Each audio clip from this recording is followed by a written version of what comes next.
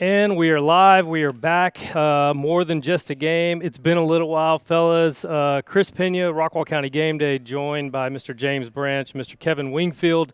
We're here at Rockwall Ford, and it's been a minute, fellas. And we text each other often, so we kind of talk a lot about what's going on in the world of sports and other things, families and things like that. So it's really, really good to be back. It's been a long layoff, especially for me. Um, me personally, just going through so much this year, and lots of soul searching and lots of different things going on in the world. If you follow me personally, you kind of know what's going on, and I won't go all through it, but I do want to say, how lucky I am to be surrounded by not only you gentlemen up here, but so many people in the community, so many people that I call friends. Especially Jeff here at Rockwall Ford. He was a guy that would just invite me into the office and talk, and let me vent and let me just ramble on as I do on this show, but about more important things. Typically, I ramble on about some sports stuff, but I really, really want to thank you guys and so many others in the community for supporting me and my family and my wife, what she's going through. And just some house stuff. We won't have a show Wednesday the 10th because my wife will have her second surgery dealing with the breast cancer, and she'll have a surgery September 10th. I think scheduled for like 1 o'clock or something like that in the afternoon. So, I will be there with my wife. So that's kind of explains kind of the layoff a little bit. Just kind of it's tough, man. You really think I'm tough. Don't worry about things, but then you find yourself and you're like, I don't even want to get out of bed. And it was really, it's funny. I got a message from a young man. I won't mention his name, but a young man that graduated last year from Rockwall, and unsolicited, he sends me a message and he said, "Hey, I just want to just let you know that you really helped me get my name out there." And it was because of what you were doing, and I really appreciate it. And that was kind of like in this month of just funk where I just didn't want to do anything, and it kind of made me realize what work that we are doing up here, and what I'm doing out there in the community, that it does make an impact, and that at the end of the day you got to put on your big boy pants and you got to go back to work for the community and for the kids. And so I'm super excited to be back, gentlemen. Thanks for joining me once again. Here we go. We're kicking off the year, and should have kicked it off last week. And just under the weather and all sorts of different things. Just that's the way it is. That's the way it goes sometimes.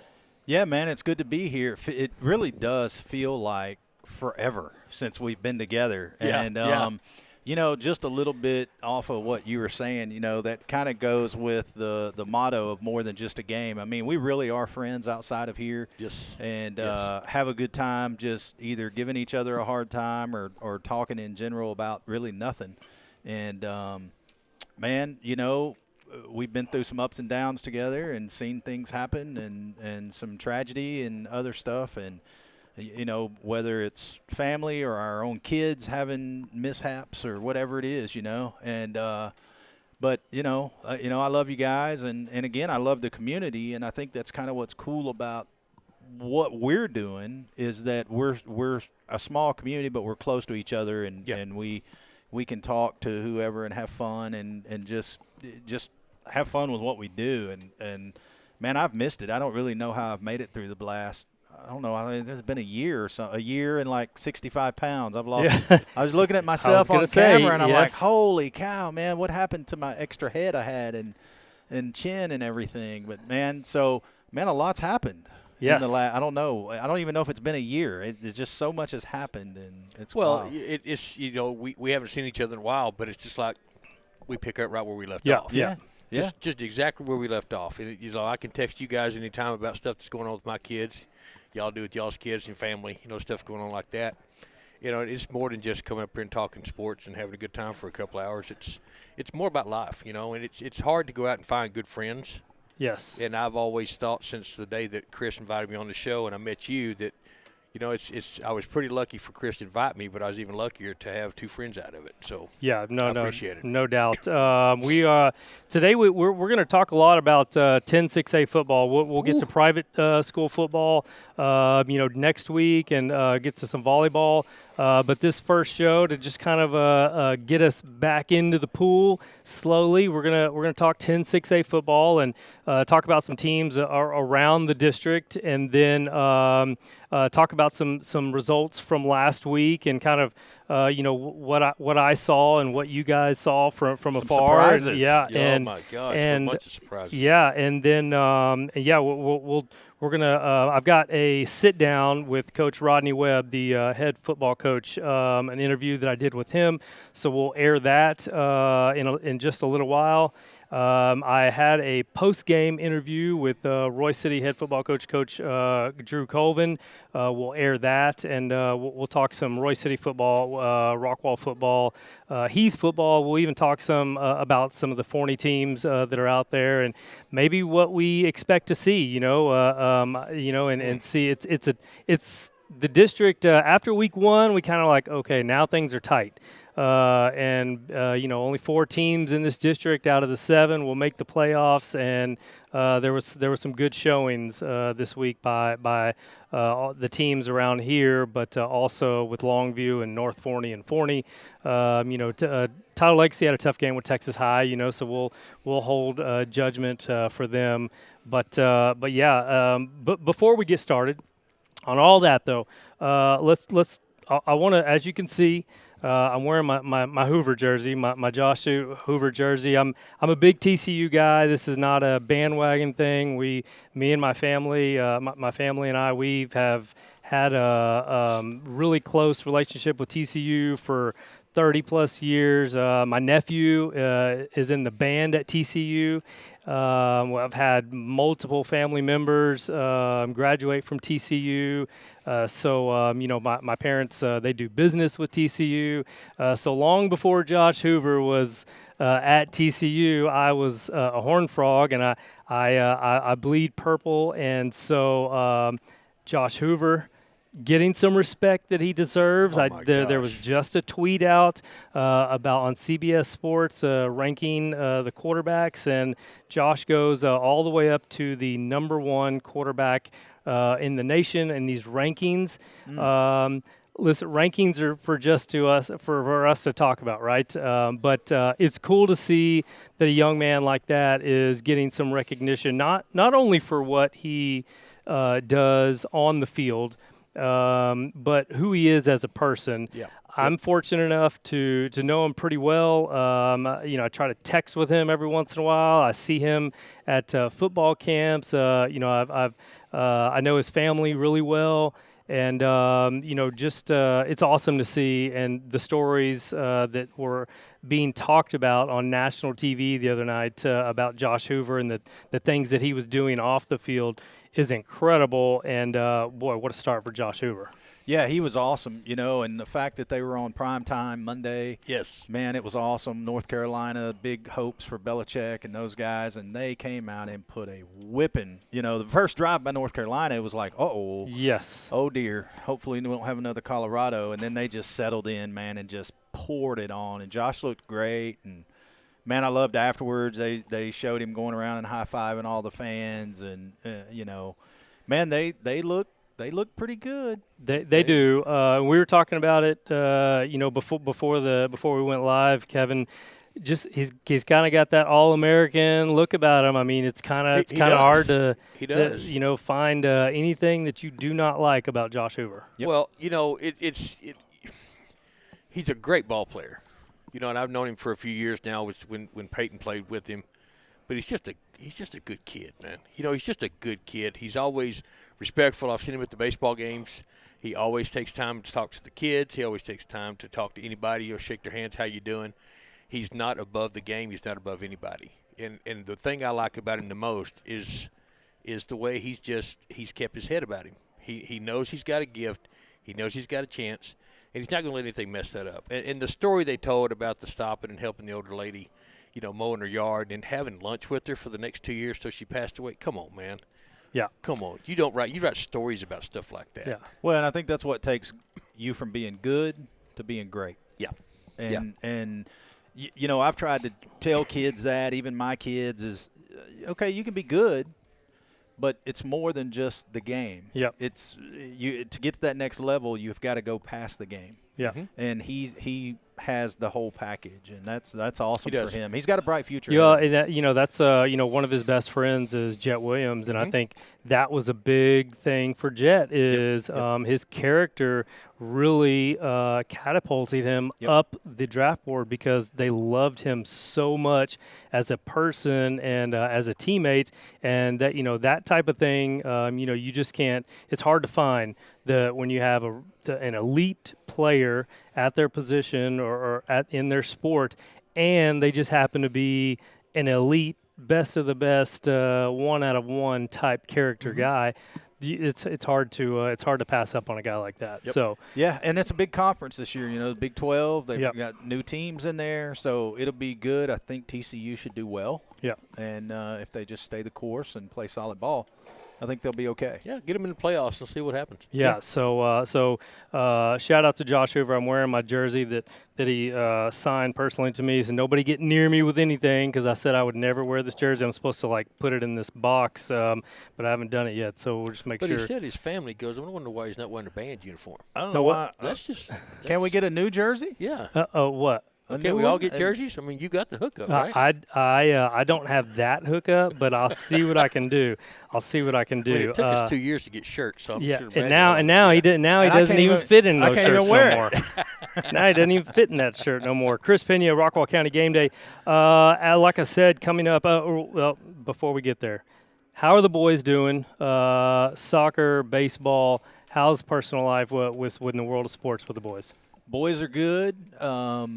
Harper had pretty major ankle surgery over Christmas. He's playing college soccer. He is playing at University of the Ozarks. Been a starter since he was a freshman. You guys know that. And, suffered a pretty bad ankle injury midway through the season last year.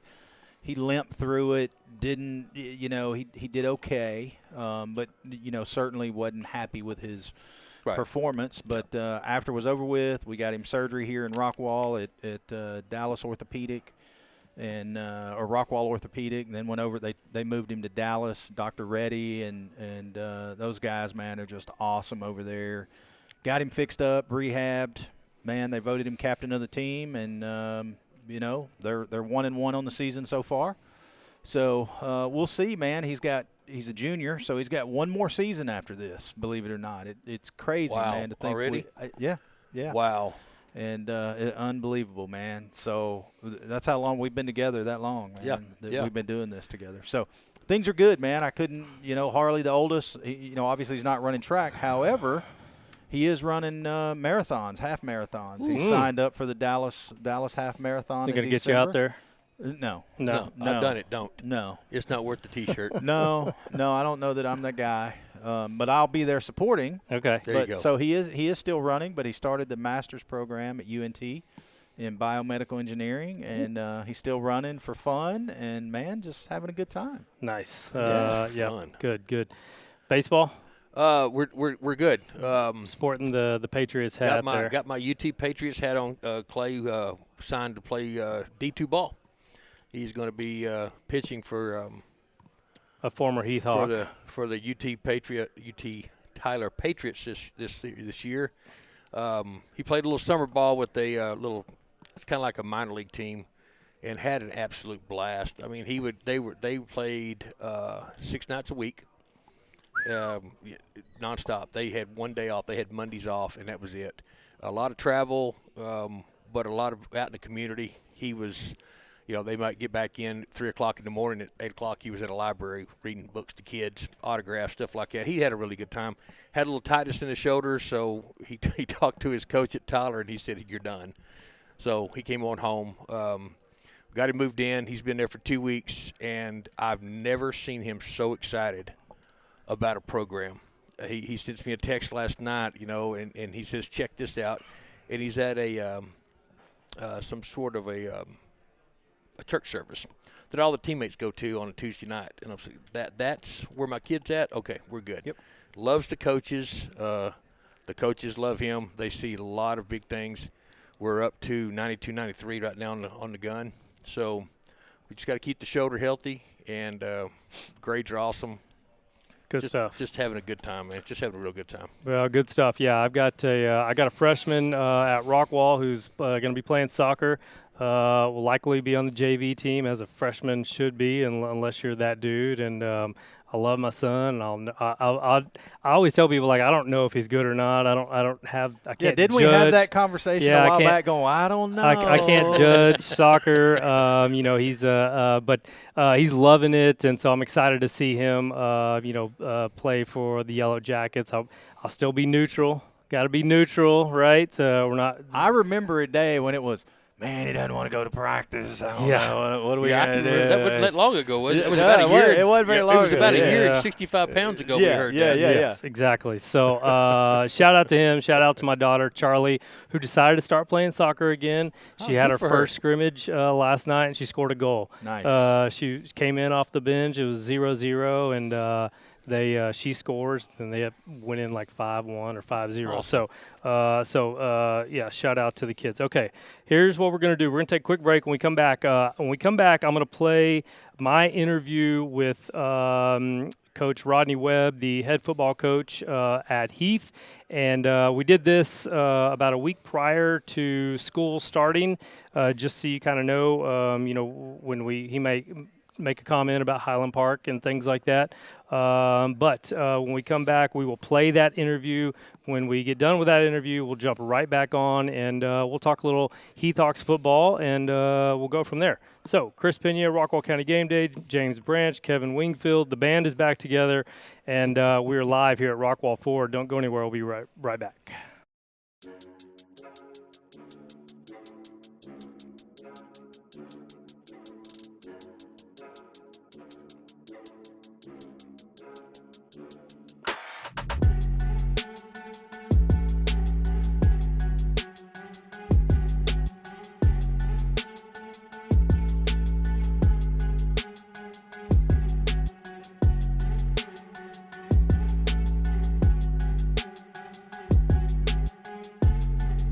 Chris Pena, Rockwall County Game Day. I'm here with Coach Webb. Coach, first, thanks for taking some time to talk with me today about some Hawks football. I know you guys have been doing things throughout the summer, and I'm sure lots of things that you're excited about. But now it's real. Now school's here starting next week, and it's time to get going.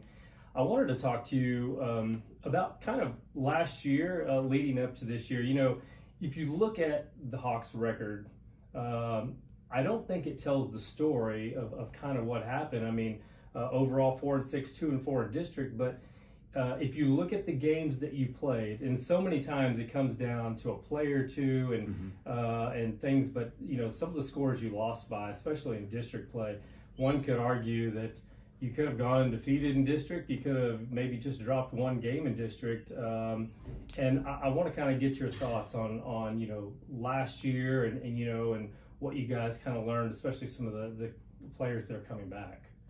Yeah, so you know, you do bring up a good point. I agree. I think 4-6 was very misleading, and you know, in every one of those district games, we had a fourth quarter lead in all six, and we found a way to lose four of them. So, you know, my challenge to the kids coming back was that, you know, that needs to sort of light a fire in your belly to have the opportunity for a little bit of redemption this year, you know. And whereas last year we had a hard time finishing games, you know, one of our mantras this year is going to be finish, and we're going to, you know, we're going to make a big point of doing a better job of that this year. But we, you know, a lot of our team is back from last year, so a lot of those kids had that experience, and which is good and bad, you know. But we are really excited for this particular group of kids. A lot of experience, an amazing amount of leadership. We've got a very high football IQ this year. So I do feel like it's one of those teams that the sum can be greater than the parts. You brought up some experience, some leadership. when you look at this district overall, and really, I think it's closer than some people think. That you can look at certain schools and they may have some high-profile players and positions, but overall, football's a team game, and so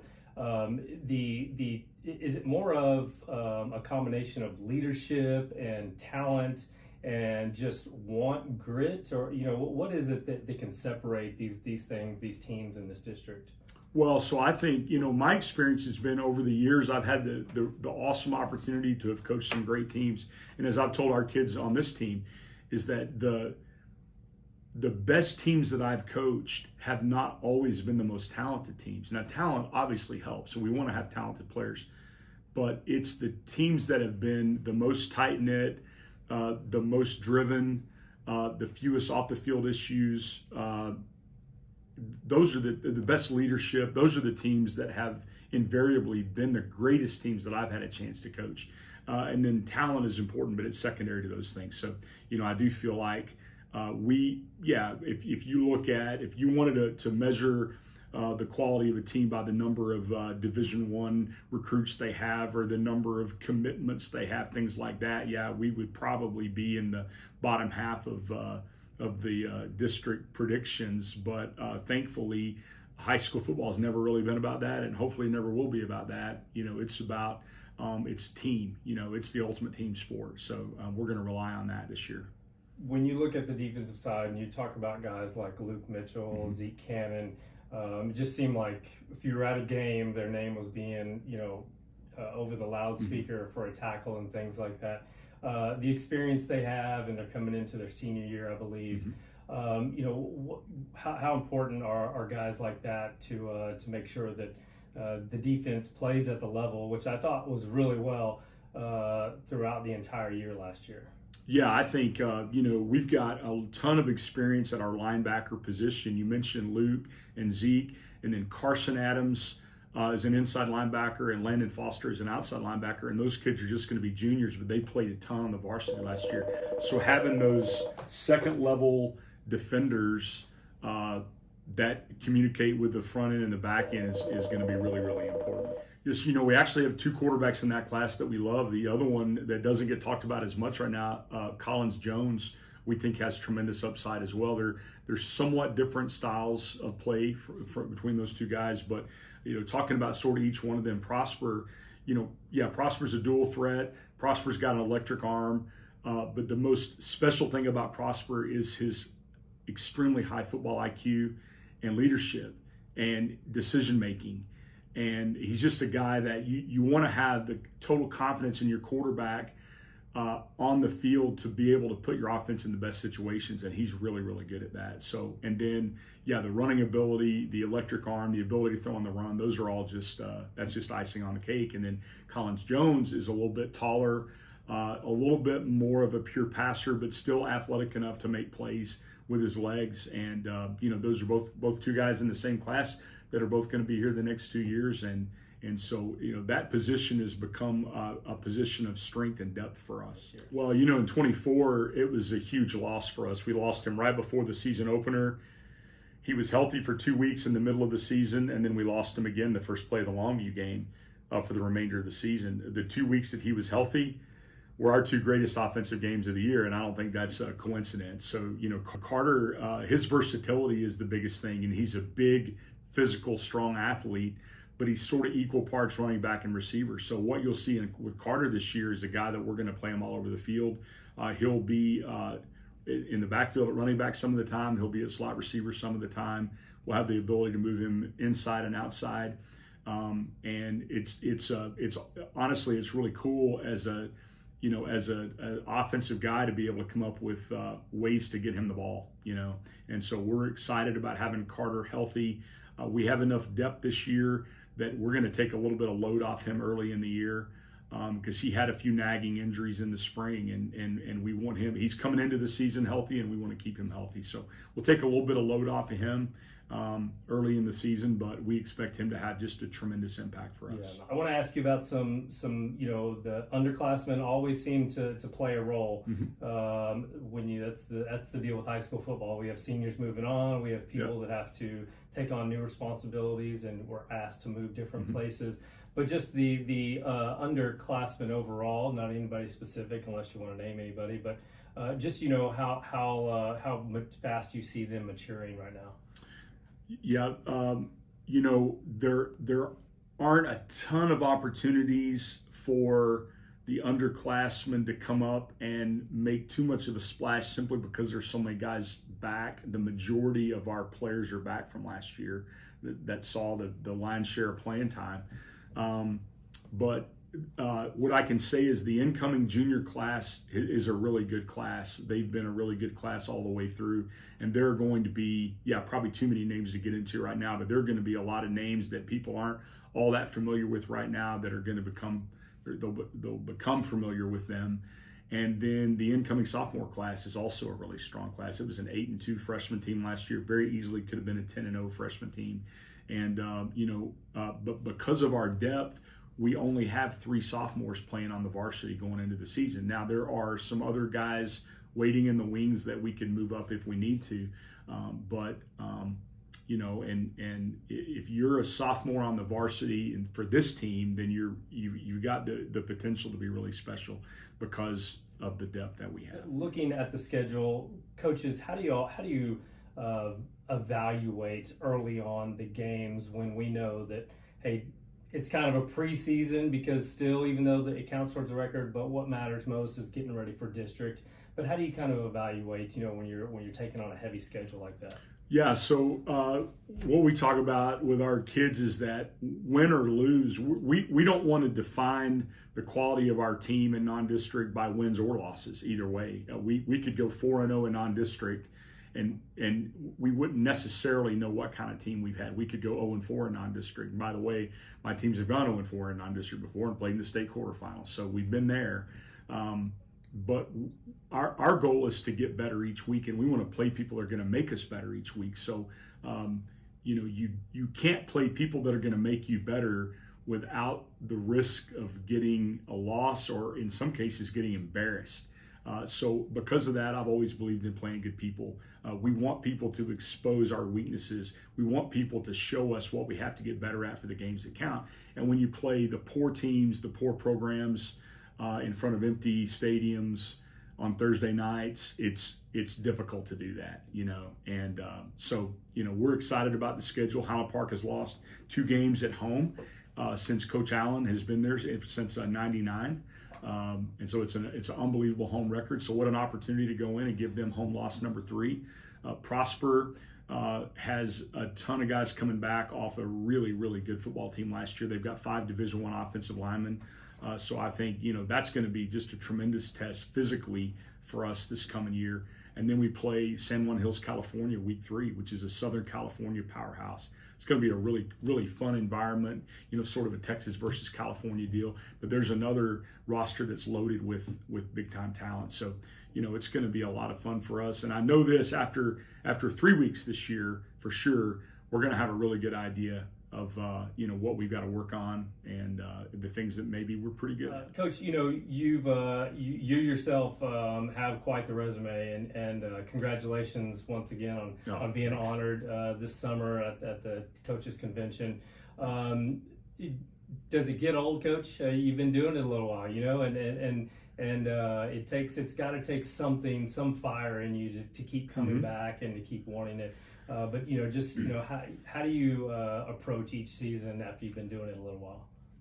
Well, the answer to the first question is no. It really never gets old. It really never does. Every year there's this kind of a tingle that you get when you're getting ready to start the season, and so from that standpoint, I'll be as fired up when I get up early Monday morning for our first practice. I'll be as excited as I've ever been before.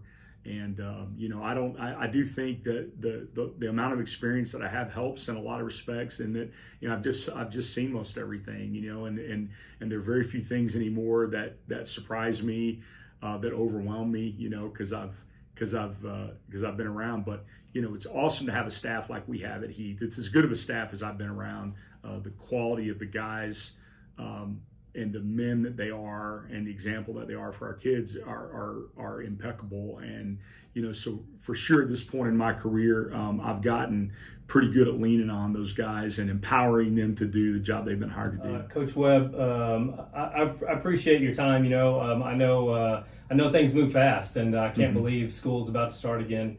And it's always fun to have football back out here on Friday nights, and then it's fun to watch it on Saturdays and Sundays as well if you're a football fan like I am. So good luck to you guys, Coach. Wish you all the best health and health-wise, and congratulations. I know you've got a grandchild coming, and so that's just another great way to kick off the school year for you, I'm sure. For sure. I appreciate that. And it's all coming at one time too. So. Coach Webb, head coach of the Rockwall Heath Hawks, and good luck to you guys, and look forward to seeing you here in a week or two. Thank you. I appreciate it. All right, we're back. We're live here at Rockwall Ford. This segment brought to you by Wrench City Power Sports, www.wrenchcity.com. The man in the middle here is responsible for that. Good city, baby. Good ownership, from what I hear. Yeah, you want to plug it really quickly? Tell people what you do over there. Yeah, look, we're the only real place out here that does everything from just general service, oil changes, and stuff like that, all the way to custom chopper builds, motor builds, accessories. We get all of that stuff. We've got merchandise. We've got a little bit of everything out there in Caddo Mills, and it's a good place. We got really good mechanics and a good manager, and man, we can take care of all of your motorcycle side-by-side and ATV needs. Come and see us. It's a nice little shop, and it's a really, really nice little shopping strip there. So Wrench City Power Sports, go see Mr. James Branch over there and see what he can do for you. Okay, that was the interview, Coach Webb. Any thoughts from listening? That was y'all's first time to hear that interview. Any thoughts about the interview? Well, I think that from what listening to him, he has got really, really high hopes for this team this year. It's good that when you're talking, you've only got 3 sophomores on the team. That means you're built, you're ready to go. So I'm just hoping, after watching the game the other night, that everybody, please stay healthy, so we don't have to see any other sophomores come up. But I see a lot of good things coming out, and it's good. What I liked there towards the end was when he talked about his coaching staff, and how they're building these kids up from their leadership roles. That's all I ever asked for my kids, was to have a good leader, a role model, and it because they see them more than we do. Yeah. So, and they listen to them more than they listen to us. So that was what I liked about it. I want to take your word, James, but you liked what you were hearing, and you called him a genius. I mean, the man's earned everything, and he's got every coach's award out there in the state. But what did you like about Coach Webb there? Well, I heard a few things. I heard confidence. I heard experience. I heard how they act off the field. That's huge. And his demeanor sounds different than it sounded last year. Yes. And, man, I don't know when we get ready to start predicting where this thing is going. It sounds scary to me. Yeah, I took a few things away from it too. One, I think the quarterbacks that he has different options, different looks, and he can call them in the situations that they feel are suited for each quarterback, and kind of can. He has some options when it comes to play calling when you have quarterbacks like that. I think Carter is the running back / wide receiver. I think he's the X factor for the offense. Obviously, the quarterbacks have a huge play in it, right? I mean, they touch the ball more than anybody everybody else. But you have to have that one skill position guy in the backfield or in the slot or wide receiver that just makes things very difficult for these teams. And he's a guy that I've talked about quite a bit. In prior years, seeing him prosper and Collins Jones at a 7-on-7 after they finished 8th grade, heading into their freshman years. When I got introduced to them during the summer, and I thought, wow, they're going to be that's going to be a hard trio, when they get their time.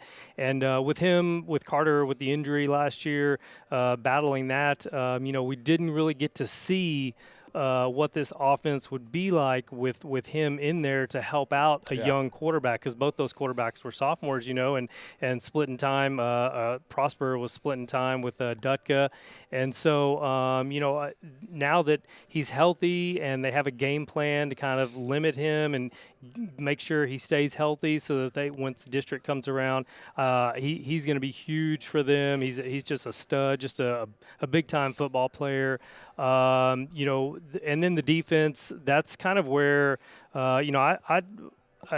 if we can think back, I was always talking about Heath and their defense, and it kept them in games. And Coach Webb talked about having the lead in the fourth quarter against all these teams, including Longview. They had all of them right where they wanted them, and they just couldn't quite get over the hump.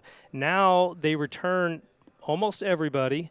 They've got experience, and they've got a healthy Carter Zom. Those could be and now your quarterbacks are a little older, a little more mature.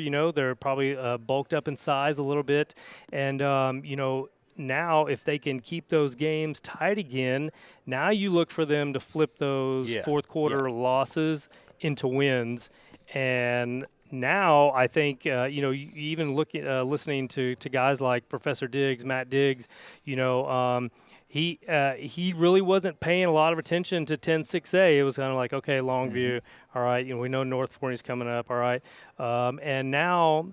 After he was there at the Royce City versus Plano East game, which we'll talk about here in a little bit, after he saw them play, and then he sees Heath go into Highland Park and hand them their third loss since Randy Allen's been there at Highland Park.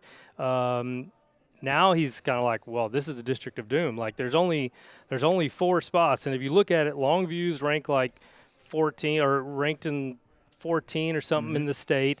North Forney was ranked 25th in the state in the new rankings.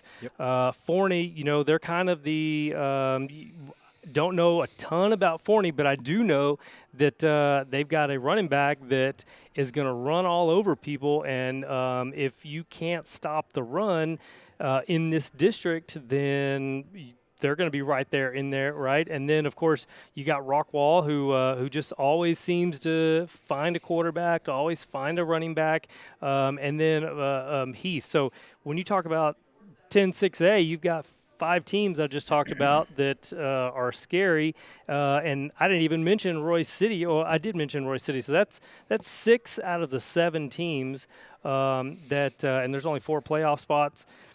It's going to be tough, but when you look at Heath, what they were able to do to come, and again, Heath trailing, and then being able to come back, that is the maturity. That's the weapon with Carter. That's them growing a year, and now they have the capability to find a way to win these games. Heath is a really, really dangerous team. Heath is a real player for a district title this year. I don't know if I know you have. If you've ever been to a game at Highland Park on a Friday night. I've been. Never been. It's not the fun. Well, to be on the field, it's tight. Like they're on you. Yeah, it's real small. I don't like anything about Highland Park. I just don't like the facilities. Well, it's cool to watch a game there because the fans are on. If you're a fan, you're on it. It's on top of you. You can hear the people in the stands, and it's dark everywhere but in the stadium. And you're just right on. And, dude, it's a different atmosphere. Number one, to win, obviously, by their record. Number two, to be behind at halftime and come back and win. Yep.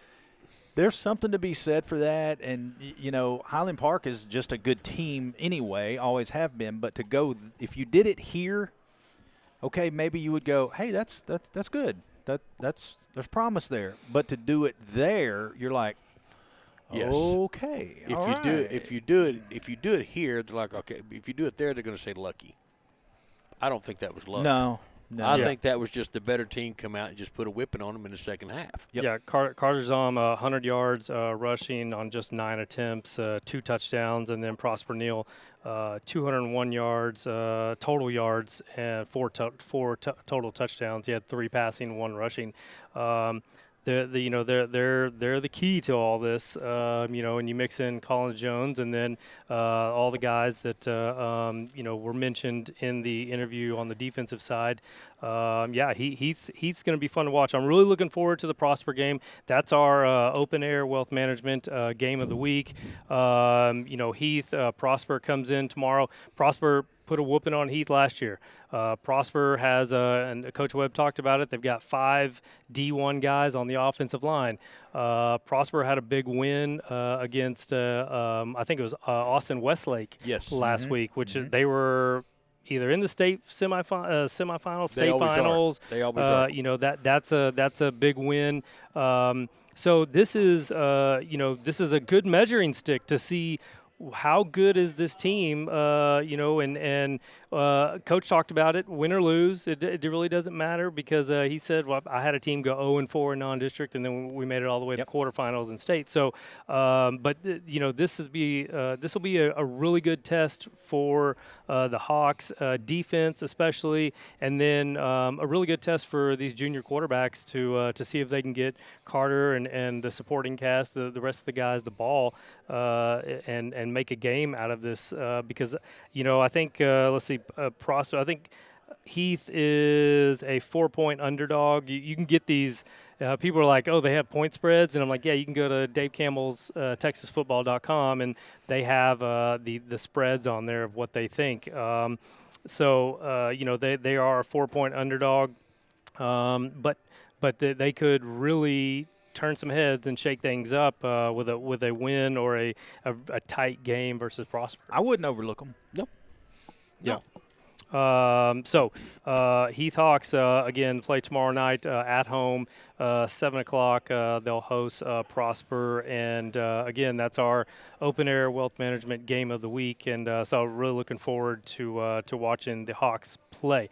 Let's, you know, just before we move on to Royce City, when you talk about Rockwall, because I was kind of listening to Matt Diggs, Professor Diggs. He's really big on Twitter or X and Inside High School Sports, I believe. I think is the name. I think it's Channel 5, maybe. I think it's Channel 5. But you know, he's a guy that he's quote unquote an expert at picking these things, and Rockwall this week is a 4-point underdog to Lake Travis, who comes into town from Austin on Friday night.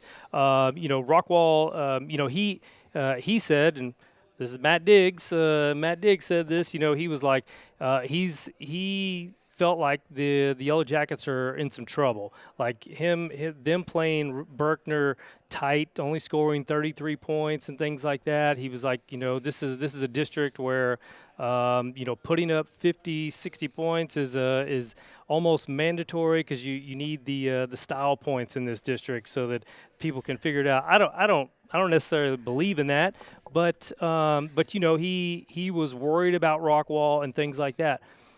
Look, we know Coach Brooks, and we know that staff. We know that they're gonna figure out a way to put up points. They're gonna play fast, and they're going to have their say in a district that it's crazy because 2 years ago it was who's it going to be, Rockwall or Heath, and now we're talking about all these other teams. And crazy how, you know, it's just changed in the past 2 years.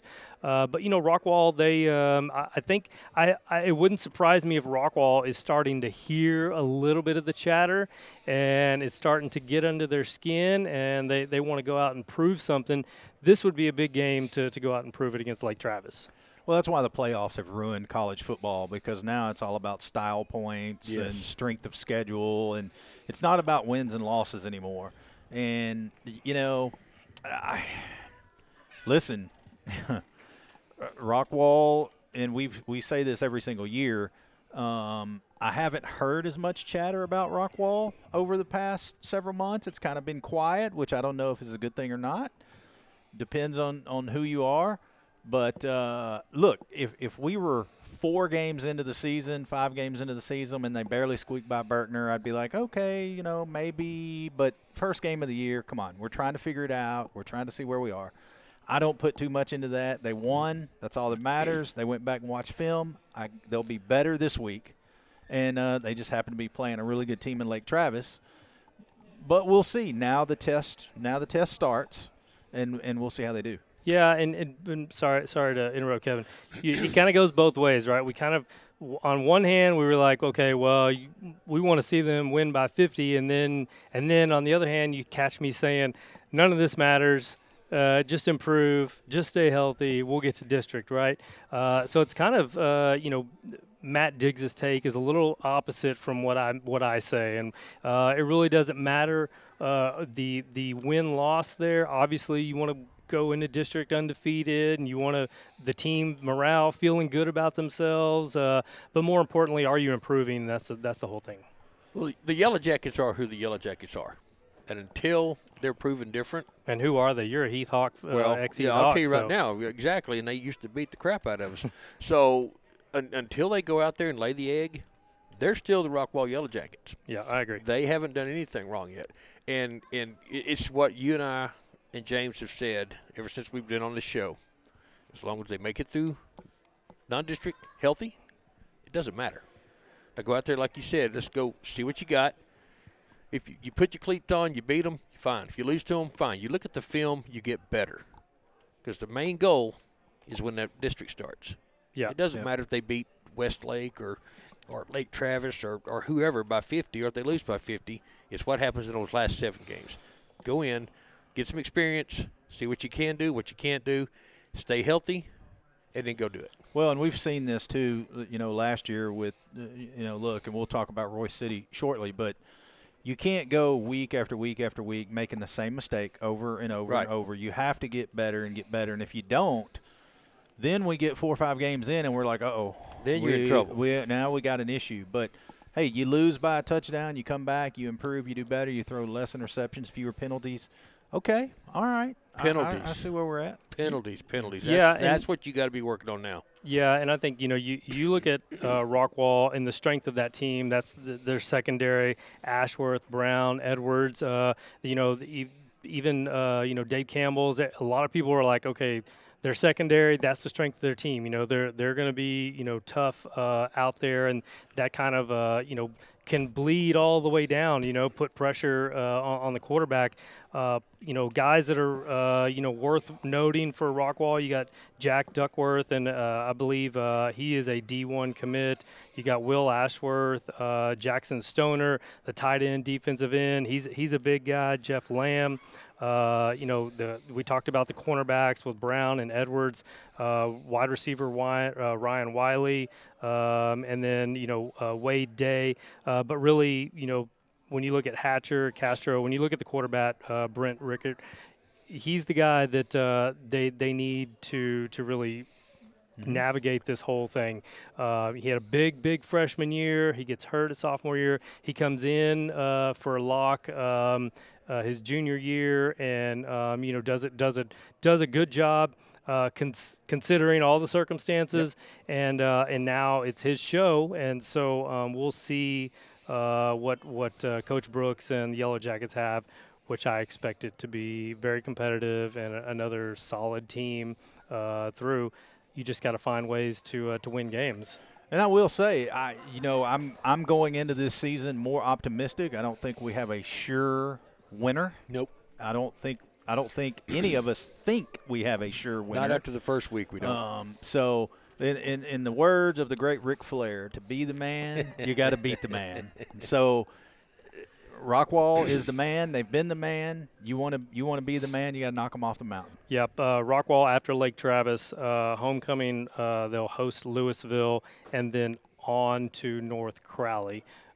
which is a big time team in the Well, state. North Crowley didn't look too good the other night themselves, but they're still the state champs. they're still the state champs. Yeah. And Louisville's not going to be a walk. Walk in the park. Not a walk. Yep. So we'll see what happens with Rockwall this year. I'll be at the game Friday night to see them play Lake Travis. I want to really quickly take a quick break. Of course, I want to mention it again. This segment is brought to you by Wrench City Power Sports. Mr. James Branch here. Go see him if you need some side-by-side motorcycles, some rebuilds, some custom stuff, helmets, all sorts of accessories over there. We got what you need, buddy. Yes, yeah. So go see Mr. James Branch over at Wrench City Power Sports. We're going to take a quick break. When we come back from break, you're going to hear from Royce City head football coach Drew Colvin after they took down Plano East 48-14 in week 1. By the way, they were 26-point underdogs going into that game. 26-point underdogs. So Unreal. The Bulldogs are here to play football this year, and they are. You should be excited. So we will hear from Coach Colvin right after this break. Don't go anywhere. Chris Pena, James Branch, Kevin Wingfield. We're live here at Rockwall Ford. We'll be right back.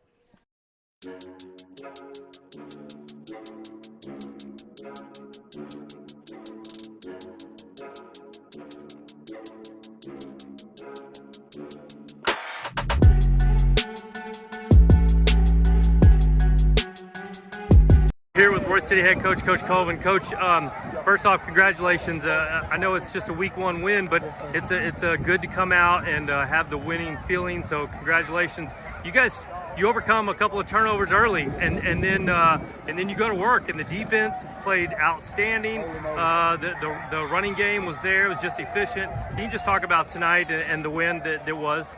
Yeah, I think what I'm most proud of is that the kids have worked really, really hard over the last 8 months. And I always say winning is a byproduct of doing things the right way, and they have, and it hasn't been easy. I think tonight, our theme is deep water. We want to thrive in deep water situations. We want to be in tough situations, and our kids figure out how to get through it.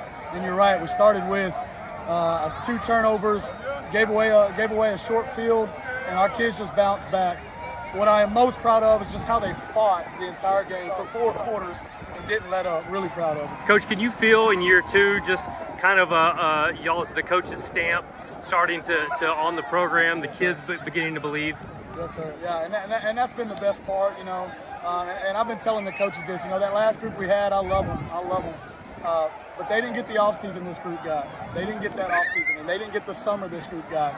And I've just seen it enough. I've been in good enough places where I see that, and that pays off. You just train their mind for 8 months in offseason to be really, really tough. And like you said, we come out early, had a couple mistakes, turnovers, and we win the game 48-14 because of that mentality. So, yeah, I'm starting to see the stamp we're putting on it. The last question, Coach, about your quarterback.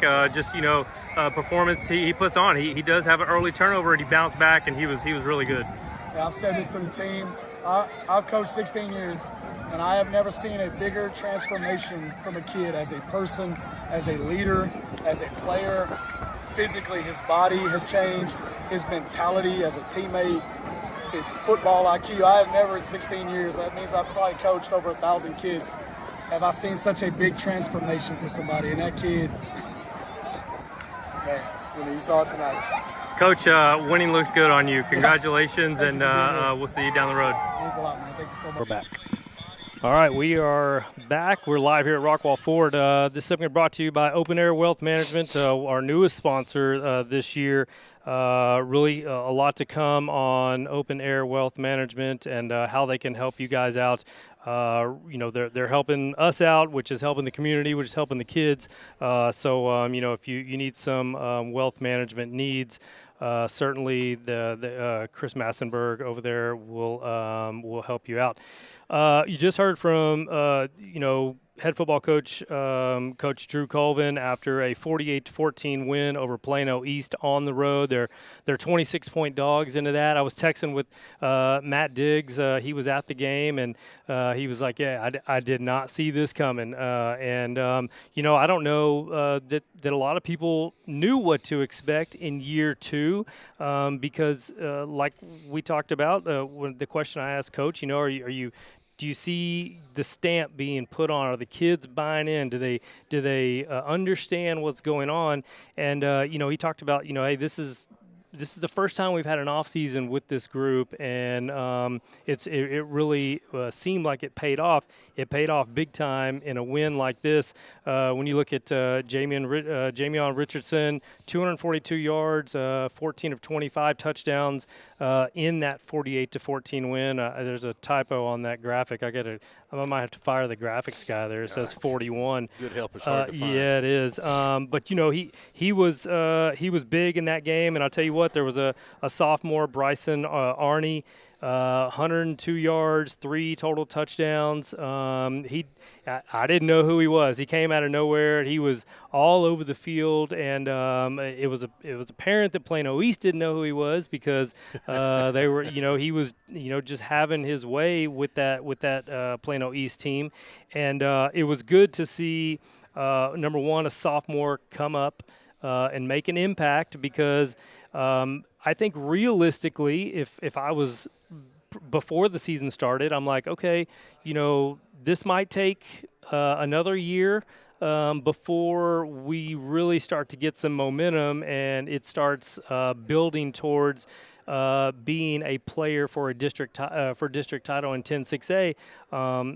But they made an impact right away, and it turned some heads, and some quote-unquote experts, they're all of a sudden saying, okay, Royce City, they might be onto something. I don't know. We'll see. Yeah, it's really weird because I didn't go through a coaching change when I was so heavily involved. So to see, and of course all my involvement with the school and the city and us commingling, right, going to events, talking to people, and they're going, yeah, I don't know, and nobody knows, right? And then you and I go to a practice, and you've been to some others, and I'm standing in the indoor going, man, he's got some pretty big kids over there. You did say that, yeah. What do we got going on here, And I'm looking around and watching some of the kids run, and I'm like, oh, okay. And, I'll leave, and I'm like, all right, well, let's see what happens, But and I had mentioned to you before, Colvin is serious, man.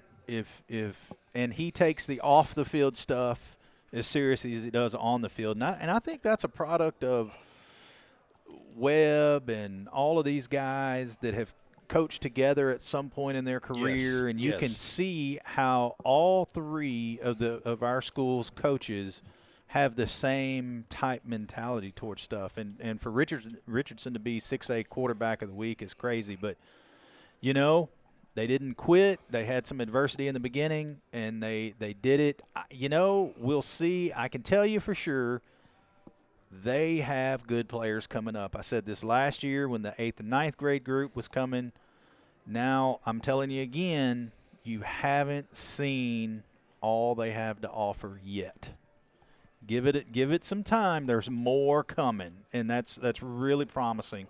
So, we'll see what happens. The other night was I'm optimistic. And again, but this is one of the toughest districts there is, so we need to see how the next few weeks go, and let's see what happens. And again, like we've talked about, we got to stay healthy. Yes. We got to minimize penalties. We just got to keep getting better every week, and if they can do that, they may surprise some people.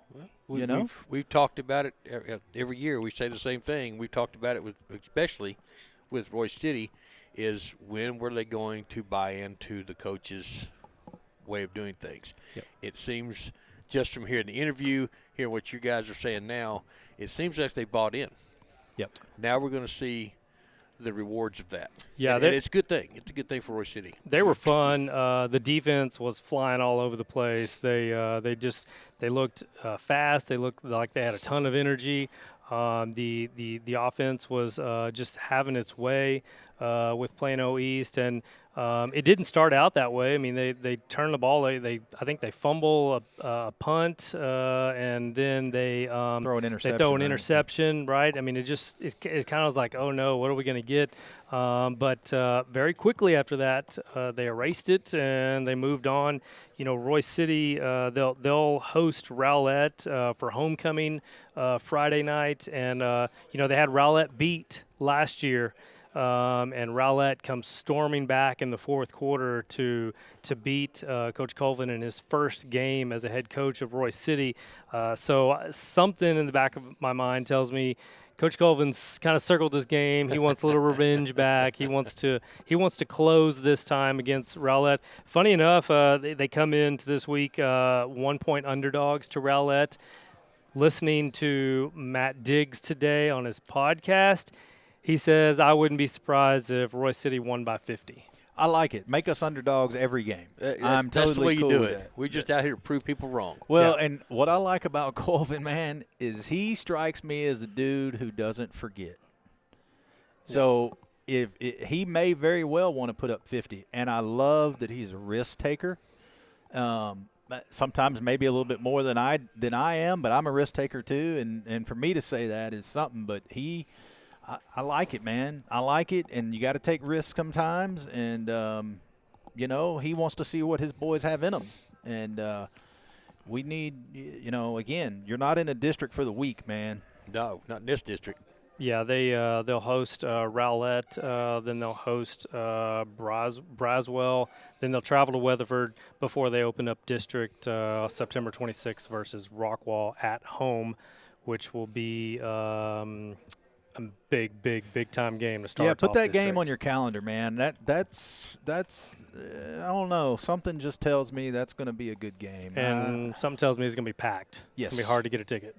Yeah. And, you know, our stadium will hold 10,000 people. Yeah. And they just added on. So it may, you know, I don't know, man. Something just tells me that that's going to be a good game. Yep. I think Yeah, so. Royce City on their way. I mean, it was a good start, and a lot of they were very active on social media this year, very active, and they were there was a lot of talk and things like that. There were a lot of self-promotion. Coach Colvin, I believe, had an interview with one of the Dave Campbell's guy. There was just building up and leading, and now they put a big win on the board, and we'll see what happens versus Rowlett at homecoming this week for Royce City. Well, look, it's a whole change, dude. And sorry to interrupt you, but look, they put lights on the stadium and they flash now and all this stuff. It's a great place to watch It is game. a different environment today than it was 2 years ago. I don't know. It's just it's a fresh start, man, and it's different. Last time I watched the game there at Lightning, it rained for about 4 days straight. Yeah, and your buddy got kicked out of that game. I don't know who that was. It was not the owner of Rich City Power Sports, but but the student section went wild, though. You got to admit, they went crazy. I mean, he was doing his part to I fire did him it up. for the school, for the team. Yeah. that was hilarious. We talked a little bit about Forney. They had a 37-34 win over Lake Highland. They have College Station, A&M Consolidation. They're favored to win that game by 2. North Forney, 51-0 over Skyline. Plano East, they get to try to get revenge off that loss to play North Forney, who they're favored by 27 in that game versus Plano East. Tyler Legacy, they play Texas High as a 5A school. They dropped that game 43-57. They play Tyler this week. They're a 4-point underdog. And then Longview, 41-16 win over Lufkin. They are a 26-point favorite versus Marshall this week. And look, to put up 43 points on Texas High, that's nothing to shake a stick at, by the way. Even though they're 5A or whatever, Texas High is good. Texas High is legit, and they've been legit. So don't, I don't know a lot about Tyler Legacy this year, but to put up those kind of points on Texas High, who's consistently a playoff team, that's nothing. And they went there, right? Yes. So if you've never been to a game in Texarkana, it's not fun. It's similar to like Highland Park, concrete bleachers, all right on top of you. very right in the middle of a neighborhood, pitch black, nothing but light. It's just a different. It's very unique, and it's a hard place to play. And man, so I don't know. Forney, if I had to guess, or if I had to say, Forney may be the sleeper because we don't know where they are. We know they've got a first-class running back, and the quarterback is pretty good. Can the defense hold up? Yep. I watched the game the other night, and the defense was better this year than they were last year. I don't know if they're there yet, but you do not want to sit there and try to outscore them because that running back they've got is legit. I mean, the kid's going to Notre Dame. He's a great kid. He's just one of those that you want to be around. And if he's not going to beat you, you're going to have to go off of Peterson. And Peterson, he's a dual threat. Because if you covered him, he's going to run. You better get him quick because he's not as fast as his half brother Adrian, but he is quick, quick, and big. We're big talking about kid. Forney running back Javion Osborne, Notre Dame commit, 240 total yards, 2 touchdowns, and this is just kind of some guys around District 10 6A. Quarterback for North Forney, Legend Bay, 236 total yards, 4 touchdowns. He's been legit for years now. Yeah, the QB at Longview, Johnny Hamilton, 225 yards, 1 touchdown. Running back from Rockwall, A.J. Hatcher, 65 yards, 1 touchdown. But he had 9.29 per carry, which means he was effective, when he's getting in. So they're playmakers all over the place in this district, and it's going to be fun. Traditionally we have picked our 4 playoff teams. I've let y'all do it. I do not do it. As hard as it is right now, just small sample size off week 1 and knowing what we know about history of these teams, if I had to say pick 4, who you got, Kevin? Well, I'm going to have to go Longview because they are always tough. North Forney, because that quarterback is good. I'm going to go with Heath. I'm going to be a homer, but I think they're going to do it this year. And then you got to battle it out. Is it going to be Forney? Or is it going to be Rockwall? Because I'm not going to pick Legacy. I'm going to have to say right now, I think it's probably going to be Forney. I think it would be Forney. I think it would be Forney, North Forney, Heath, and Longview right now. Got Rockwall out. Wow. James? Well, I'll tell you, my worry with North Forney is exactly what you said earlier, is can they hold themselves together all season? I don't know the answer to that, but you can't discount the fact that they're good. So, I'm going to go in no particular order, although I think Heath could win the district. So I'll start with Heath. I'll go North Forney. I'll go Longview because, again, until you prove them wrong, they are who they are. And let's see, I said North Forney, right? I think it's your toss-up. It's mine. It's my cross. It's Forney or Rockwall. So Which one are you going to take? I think Rockwall squeeze it in, and Royce City is a close 5th. Okay. And that's kind of where I think we are. That would be impressive right there. Yeah. I mean, you look at it. I mean, listen, I can't be openly as high on Heath as I am, and they not be one of my playoff teams. I think Longview, just who they are, I like them in. After that, it comes down to the matchups, and it comes down to, does Rockwall force Forney out of their running game? Do they just start putting up points, and no, Forney can't afford to just run the ball? And if that's the case, well, then Rockwall is gonna have the edge over them.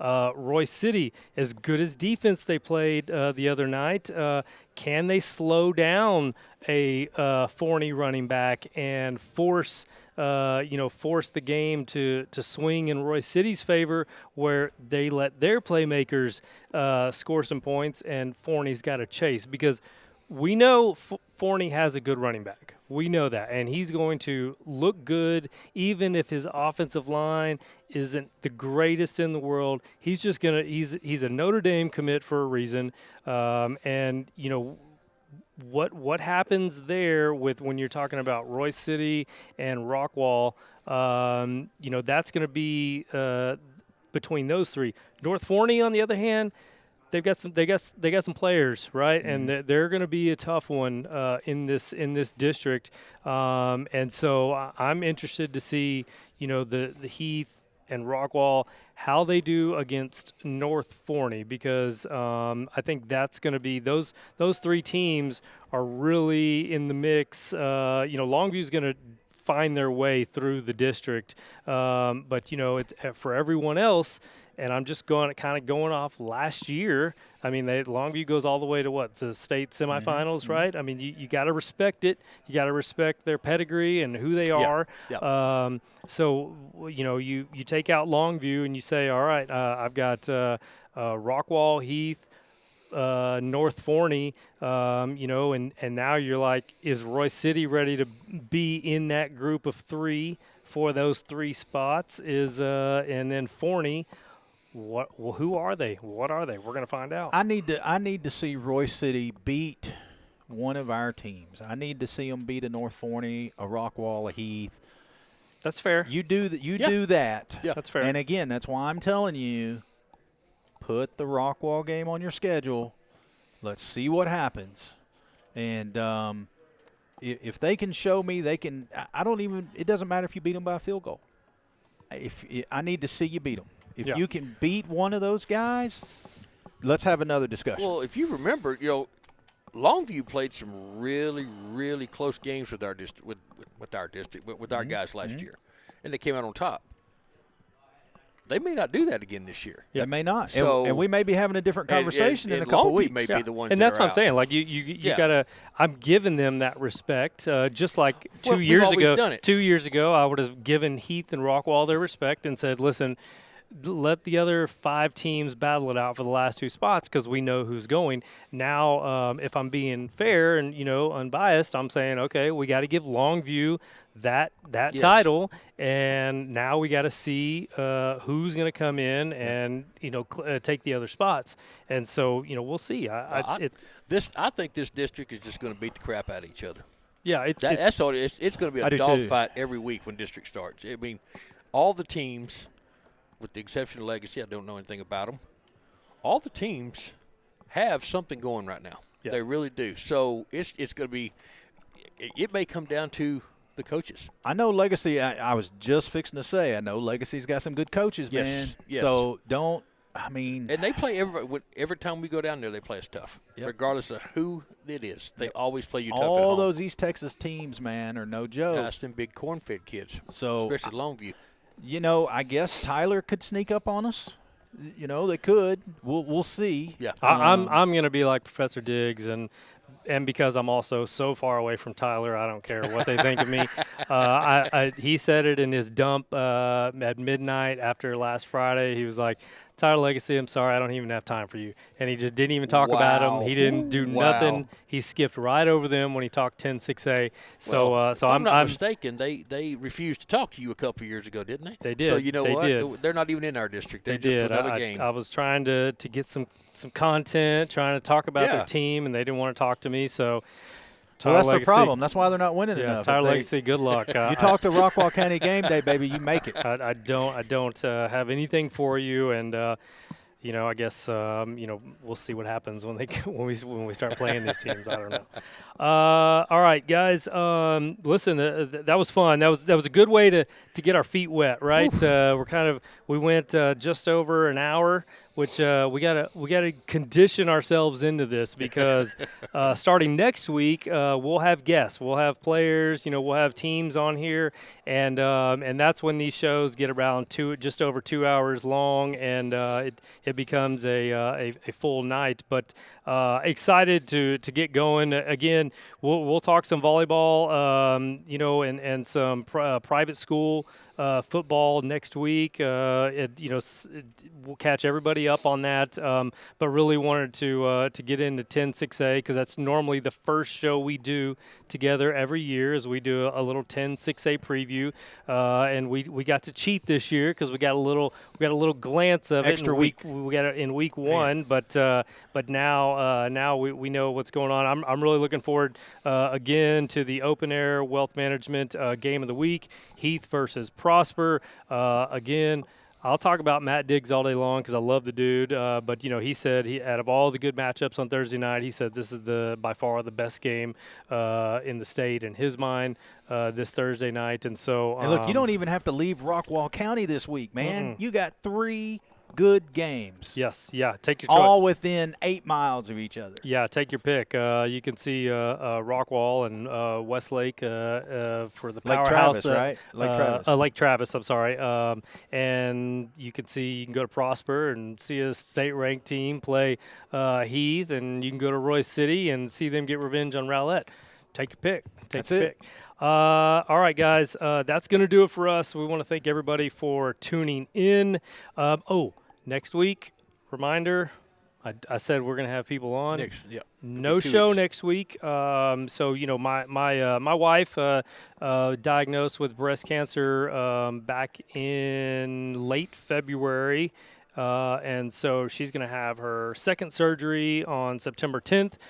So obviously we will not have a show next week. And just because of schedules and things like that, Wednesday night during football season is the night to do it because you got volleyball going on Tuesday night and games at early part of the year. There's games on Thursday nights, and so Wednesday nights is our night, and we're not going to be able to do it next week, but we will come back strong on September 17th, and we'll be able to cheat it again. We'll have another week to just kind of see what it is and marinate into week 3. So.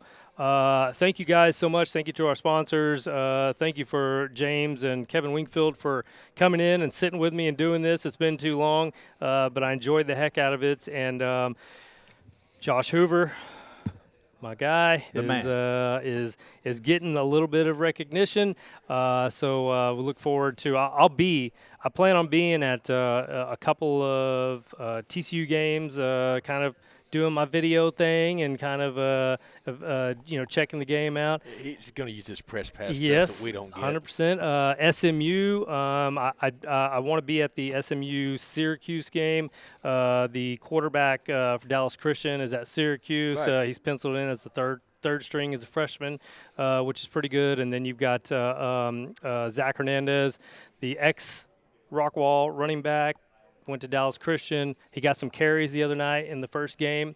And then also there's a defensive back, William Speedy Nettles, plays for SMU as well. So I'll be doing my best to get to the college games and get some footage of some players from around here. That's going to do it for us. Chris Pena, James Branch, Kevin Wingfield. More than just a game. I enjoyed it. We will see you guys next week. We're out.